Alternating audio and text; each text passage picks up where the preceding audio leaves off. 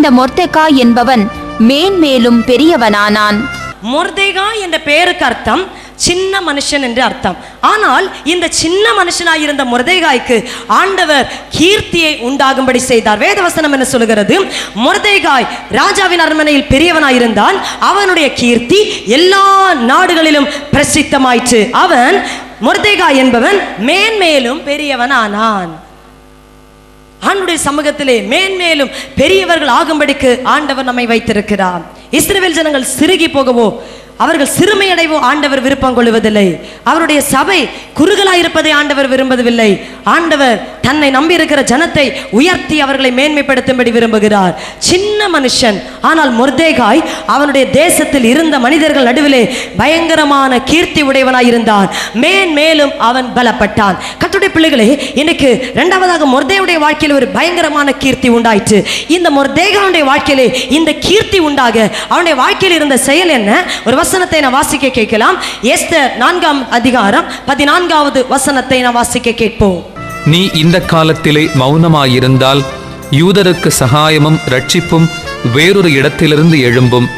அப்பொழுது நீயும் உன் தகப்பன் குடும்பத்தாரும் அழிவீர்கள்.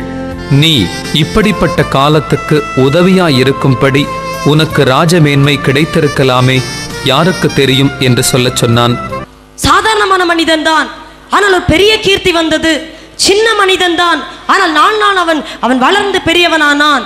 அவன் விருத்தி அடைந்தான். அதற்கு காரணம் என்ன? ஜனத்தின் மேல் இருந்த ஒரு வைராக்கியம்.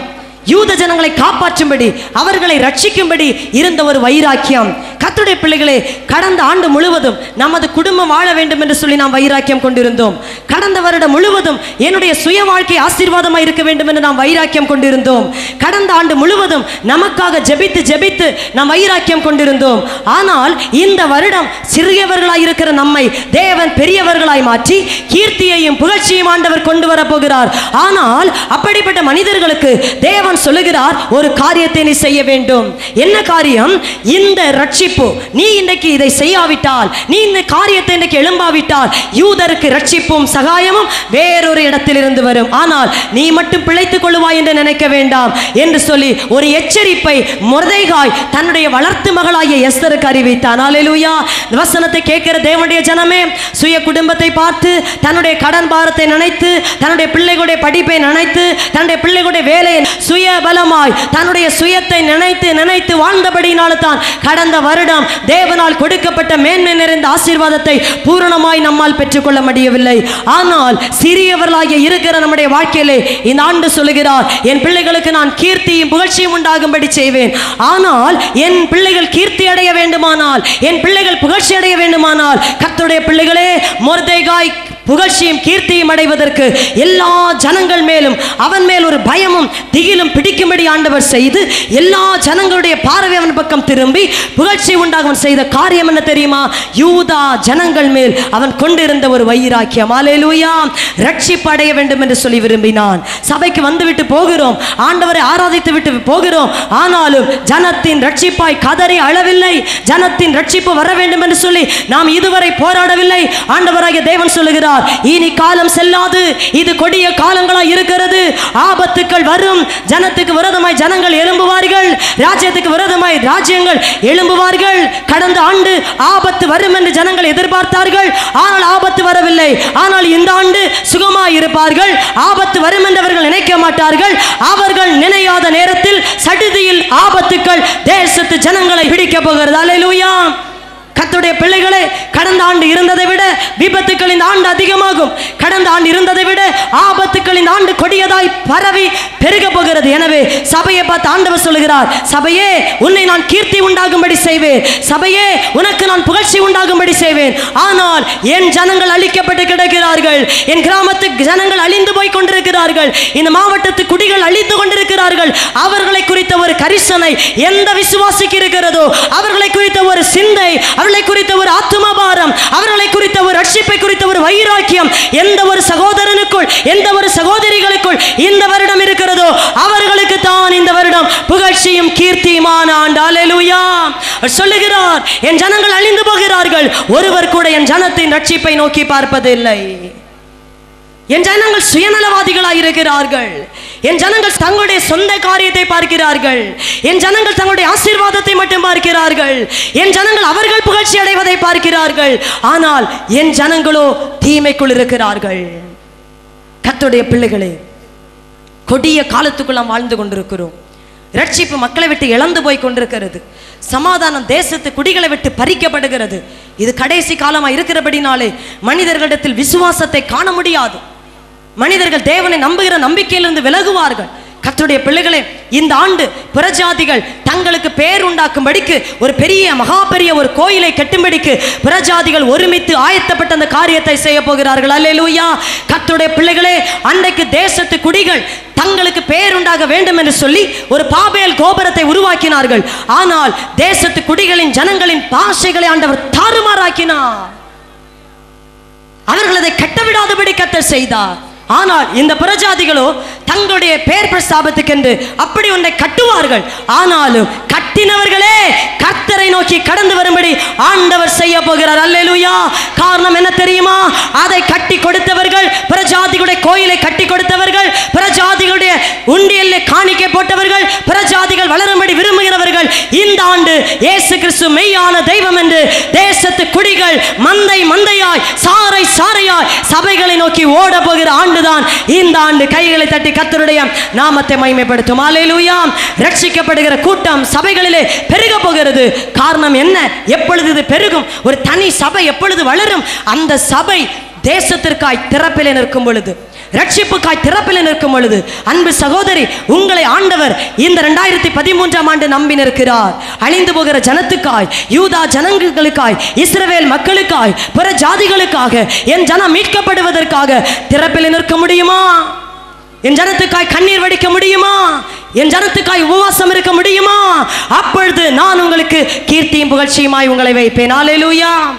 கர்த்தருடைய பிள்ளைகளே, ஆனால் இந்த ரட்சிப்பை தடுப்பது என்ன தெரியுமா? அநேக ஜனங்களுக்குள்ளாக பதவி மோகம் எழும்பும். பதவி மோகம், நான் என்ற அகந்தை எழும்பும். அநேக ராஜாக்கள் எழும்பி ஒருவருக்கு ஒருவர் விதமாக செயல்படுவார்கள். திடீரென்று சில அரசியல்வாதிகள் கொலை செய்யப்படுகிற செய்திகளை இந்த வருடம் நீங்கள் கேட்க போகிறீர்கள். காரணம், ரட்சிப்பை தடுப்பதற்காக பதவி மோகம் கொண்டு அநேகர் தேசத்தில் எழும்புவார்கள். இந்த பதவி மோகம் பாரம்பரிய சபைகளையும் பிடிக்கும் என்று கர்த்தர் சொல்லுகிறார். அல்லேலூயா. ஒரு வசனத்தை வாசிக்க கேட்போம். எசேக்கியேல் 20ஆம் அதிகாரம் 31 முதல் வாசிக்க கேட்போம். நீங்கள் உங்கள் பிள்ளைகளை தீக்கடக்க பண்ணி உங்கள் பலிகளை செலுத்துகிற போது இந்நாள் வரைக்கும் அவர்களுடைய எல்லா நரகலான விக்கிரகங்களாலும் நீங்கள் தீட்டுப்படுகிறீர்களே, நீங்கள் என்னிடத்தில் விசாரிக்க இடம் கொடுப்பேனோ? இஸ்ரவேல் வம்சத்தாரே, நீங்கள் என்னிடத்தில் விசாரிக்கும்படி இடம் கொடுப்பதில்லை என்று என் ஜீவனை கொண்டு சொல்லுகிறேன் என்று கர்த்தராகிய ஆண்டவர் உரைக்கிறார். மண்ணை வணங்குவார்கள், மரத்தை வணங்குவார்கள், அவைகளை ஆராதித்து அவைகளை நமஸ்கரித்து அவர்களை சேவிக்கிற ஜனங்களை ஆண்டவர் உக்கிரக கோபத்தை புறஜாதிகள் மேல் ஊற்றி அவர்களை ஆளுவேன் என்று கர்த்தர் சொல்லுகிறார். அல்லேலூயா. இந்த வருடம் ஜீவனுள்ள தேவனை ஆராதிக்காமல் கர்த்தரை விட்டு விலகி மண்ணுக்கும் கல்லுக்கும் தூபங்களை செலுத்தி மண்ணையும் கல்லையும் வழிபட்டு மரத்தை வழிபட்டு மரம்தான் எங்கள் கடவுள் என்று சொல்லி மரத்துக்கு பூஜை செலுத்துகிற மனிதர்களை ஆண்டவருடைய உக்கிரக கோபமானது அப்பேற்பட்ட புறஜாதிகள் மேல் உக்கிரகமாய் ஊற்றப்பட போகிறது. அவர்களை ஆண்டவர் கோபத்தோடு ஆளுகை செய்ய போகிறார். அவர்கள் தொழுது கொண்டிருக்கும் பொழுது அவர்களிடத்தில் சில செய்திகள் வரும். உன் வீட்டில் மரணம் நடந்திருக்கிறது, உன் பிள்ளைகளுக்கு சங்காரம் உண்டாயிருக்கிறது என்று சொல்லும் பொழுது அவர்கள் தொழுது கொள்ளுகிற மரங்களை விட்டும் அவர்கள் தொழுது கொள்ளுகிற பலிபீடங்களை விட்டும் ஜனங்கள் அழுது கொண்டே புறப்பட்டு போவார்கள். அல்லேலூயா. கர்த்தருடைய பிள்ளைகளே, அநேக தேவனுக்கு முன்பதாக விரோதமாய் எழும்பி இருக்கிறார்கள். கிறிஸ்தவ சபைகள் பாரம்பரிய சபைகளிலே பாரம்பரியமாய் வாழ்ந்து சிலை வழிபாடு செய்கிறவர்களுக்கு ஐயோ! கர்த்தருடைய வார்த்தைக்கு பயப்படாமல் சொரூப வழிபாடு செய்கிறவர்களுக்கு ஐயோ! அவர்களுக்கு புலம்பல்கள் உண்டாகும். தேவனுடைய உக்கிரக கோபம் அப்படிப்பட்டவர்கள் மேல் இந்த வருடம் இறங்க போகிறது என்று கர்த்தர் சொல்கிறார். கர்த்தர் தம்முடைய ஜனத்துக்கு கீர்த்தியை கொடுப்பார், தம்முடைய ஜனத்தை காப்பாற்றுவார், திறப்பில் நிற்கிற மனிதனை ஆசீர்வதிப்பார். ஒரு மொர்தெகாயின் கீர்த்தி தேசம் எங்கும் பெருகினது. ஒரு மொர்தெகாய் குறித்து பயம் எல்லா ஜனங்களையும் பிடித்தது. காரணம் என்ன? இந்த ரட்சிப்பு, யூதருக்கு ரட்சிப்பு, நீ இதை வருத்தாவிட்டால் வேறொரு பக்கத்தில் இருந்து வரும் என்று எச்சரிப்பை எஸ்தருக்கு மொர்தெகாய் கொடுத்தான். அல்லேலூயா. கர்த்தருடைய சபையே வளர்ந்திருக்கிறேன், மாறி இருக்கிறேன் நீங்கள் சொல்லலாம். ஆனால் இந்த ஆண்டு மற்றவர்களை நீங்கள் எச்சரிக்காவிட்டால், மற்றவர்களுக்கு எச்சரிப்பு கொடுக்காவிட்டால், ரட்சிப்பை குறித்து சொல்லாவிட்டால், நீதிமான் அநீதிகளை சாகும் பொழுது அந்த இரத்த பலியை ஆண்டவர் கேட்காத, விசாரிக்காத ஜனங்களிடத்தில் கேட்பார். அல்லேலூயா. கர்த்தருடைய பிள்ளைகளே, கீர்த்தியும் புகழ்ச்சியும் தேவன் சொல்லுகிறார் உங்களுக்கு நான் உண்டாக செய்வேன். அப்படி கீர்த்தியும் புகழ்ச்சியும் உங்களுக்கு உண்டாக வேண்டுமானால் நீங்கள் தேவனுக்கு பயந்து நடக்க வேண்டும். எசேக்கியேல் 22 அதிகாரம் 9 முதல் வாசிக்க கேட்போம். இரத்தம் சிந்தும் படிக்கு அபாண்டம் பேசுகிறவர்கள் உன்னிடத்தில் இருக்கிறார்கள், மலைகளின் மேல் சாப்பிடுகிறவர்களும் உன்னிடத்தில் இருக்கிறார்கள், முறைகேடு செய்கிறவர்கள் உன் நடுவில் இருக்கிறார்கள். ஆண்டவராகிய தேவன் சொல்லுகிறார், மனைவியை மாத்திரமல்ல புற ஜாதிகளை மற்ற தூர ஸ்திரீகளை தீட்டுப்படுத்துகிறவர்கள் உன்னடுவில் இருக்கிறார்கள், மருமகளை தீட்டுப்படுத்துகிறவர்கள் உன்னடுவில் இருக்கிறார்கள், போலீஸை வாங்கி வட்டி வாங்கி ஜனங்களை ஒடுக்குகிறவர்கள் உன்னடுவில் இருக்கிறார்கள். இப்படிப்பட்டவர்களை கர்த்தர் பழி வாங்குவேன் என்று சொல்லுகிறார். அல்லேலூயா. இது நிமித்தம் என் ஜனங்கள் அழுகிறார்கள், இது நிமித்தம் என் ஜனங்கள் வேதனைப்படுகிறார்கள், இது நிமித்தம் என் ஜனத்தினுடைய புகழ்ச்சி குறைக்கப்பட்டு கொண்டிருக்கிறது.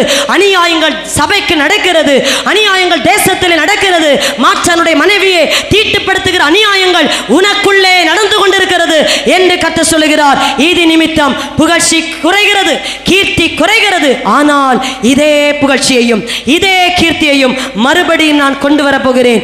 எப்பொழுது சபை மக்கள் எல்லாம் ஒருமனப்பட்டு ரட்சிக்கப்படாத ஜனங்களுக்காக ஓலமிட்டு கண்ணீரோடு எந்த சமுதாயம் அழுகிறதோ, எந்த விசுவாசி கண்ணீர் வடிக்கிறார்களோ அவர்களுக்கு ஆண்டவர் வாக்குத்தத்தம் பண்ணினபடி புகழ்ச்சியையும் கீர்த்தியையும் உண்டாக செய்வார். நீங்க இல்லாத வாழ்வும் ஒரு வாழ்வாகுமாம், உம்மை தேடாத நாளும் ஒரு நாளாகுமாம். ஏசையா ஏசையா உம் பிள்ளை நானையா, ஏசையா ஏசையா உம் பிள்ளை நானையா. நீங்க இல்லாத வாழ்வும் ஒரு வாழ்வாகுமாம், உம்மை தேடாத நாளும் ஒரு நாளாகுமா. உம்மோடு நடந்தால் ஆனந்தம், உம்மோடு இருந்தால் பேரின்பம், உம்மோடு நடந்தால் இருந்தால் பேரின்பம். நன்மையினால் என் வாழ்வை வளமாக்கும் நல்லவரே என் நேசையா. நன்மையினால் என் வாழ்வை வளமாக்கும் நல்லவரே என் நேசையா. ஏசையா ஏசையா உம் பிள்ளை நானையா. ஏசையா ஏசையா உம் பிள்ளை நானையா. நீங்க இல்லாத வாழ்வும் ஒரு வாழ்வாகுமாம், உம்மை தேடாத நாளும் ஒரு நாளாகுமாம். நீங்க இல்லாத வாழ்வும் ஒரு வாழ்வாகுமாம், தேடாத நாளும் ஒரு நாளாகுமாம். கடைசியாக பிதாவாகிய தேவன் ஒருவருடைய கீர்த்தியை பிரசித்தமாகும்படி செய்தார். மத்தேயு எழுதின சுவிசேஷம் 4 அதிகாரம் 24 வசனத்தை நான் வாசிக்க கேட்போம். அவருடைய கீர்த்தி சீரியா எங்கும் பிரசித்தமாயிற்று. அப்பொழுது பலவித வியாதிகளையும் வேதனைகளையும் அடைந்திருந்த சகல பிணியாளிகளையும் பிசாசு பிடித்தவர்களையும் சந்திர ரோகிகளையும் திமிர்வாதக்காரரையும் அவரிடத்தில் கொண்டு வந்தார்கள். அவர்களை சொஸ்தமாக்கினார். இந்த வார்த்தை யாரை குறித்து சொல்லப்பட்டிருக்கிறது? ஆண்டவராகிய இயேசு கிறிஸ்துவினுடைய கீர்த்தியை குறித்து சொல்லப்பட்டிருக்கிறது. அல்லேலூயா. முதலாவதாக யோசுவாவின் கீர்த்தியை குறித்து பார்த்தோம், இரண்டாவதாக மொர்தெகாயின் கீர்த்தியை குறித்து பார்த்தோம். கடைசியாக இந்த கடைசி காலத்திலே பிதாவாகிய தேவன் தம்முடைய குமாரனாகிய இயேசு கிறிஸ்துவினுடைய கீர்த்தியை பெருக பண்ணுகிறதை பார்க்க போகிறோம். சீரியா தேசம் எங்கிலும் என் ஆண்டவராகிய இயேசு கிறிஸ்துவினுடைய கீர்த்தி பெருக தொடங்கிற்று. கர்த்தருடைய பிள்ளைகளே, இயேசு கிறிஸ்துவின் நாமம் இந்த ஆண்டு பிரஜாதிகள் நடுவிலே மகிமை அடைய போகிறது. அல்லேலூயா. எல்லா ஜனங்களும் தங்களுடைய வெட்டப்பட்ட சொரூபங்கள், சிலைகள், வாரிப்பிக்கப்பட்ட சிலைகள் எல்லாவற்றையும் விட்டு தூக்கி எறிந்துவிட்டு இயேசுதான் தெய்வம் என்று சொல்லி என் ஆண்டவருடைய கீர்த்தியை சொல்லும்படிக்கு அநேக பிரஜாதிகள் இந்த வருடம் கிறிஸ்து இயேசுவுக்கு சொந்த ஜனங்களாய் மாற்றப்பட போகிறார்கள். அல்லேலூயா. அநேக சொல்லுவார்கள் இப்படி ஒரு தெய்வம் இல்லை என்று சொல்லி. எப்படிப்பட்ட அற்புத அடையாளங்கள் தேசத்தில் நடந்தாலும் ஆண்டவர் தமக்கென்று ஒரு கூட்டத்தை சேர்க்க போகிறார். பிதாவாகிய தேவன்